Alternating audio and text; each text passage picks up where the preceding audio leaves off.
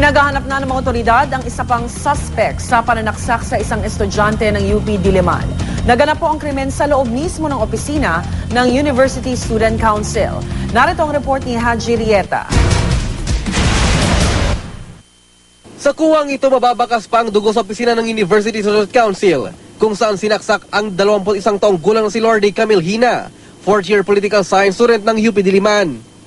Sa litratong ito naman, kita raw ang mga silang nakatumba na ayon sa kumuha nito ay dahil nanlaban si Lorde.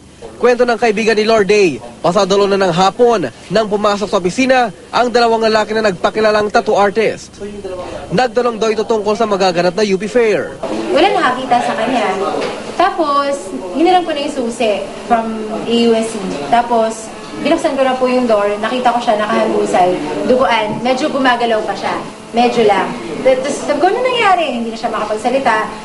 Hindi ko makita yung fez niya kasi duguan na yung fez niya. Pasado alas 3 naman nang mapansin daw ng gwardya ang isang lalaki. Pagbaba nito, may dala na itong bag, kaya niya sinita.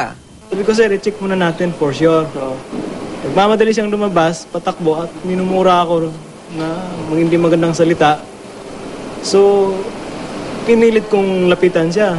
Abang palapit ako, patakbo siya ng patakbo. So, nagkaroon ako ng ideya na hindi maganda to. Nakipaghabulan pa raw ang suspect na may bakas pa ng dugo sa suot ng pantalon. Nang ma-corner, nakuha sa kanya ang bag laman ng nawawalang laptop ng biktima. Nahulihan din siya ng ice pick. Nakita ko po. Anong ginawa niyo? Nakita ko po na pinalo niya po. Bakit mo, ano ba intensyon niyo? Sinama niya lang po kasi ko, sabi niya po, trabaho tayo. Agad ay sinugod sa Capitol Medical Center sa Quezon City ang biktima. Sa kabila ng nangyari, may ilan pa rin akong namataan sa UP kabilang ang ilang nagja-jogging. Panawagan nila, higpitan pa ang seguridad sa campus. Kasi students naman na lives are at stake. So kailangan mas higpit yung seguridad? Yeah. Hindi ka ba natatakot na gabi ka mag-jog? Hindi naman.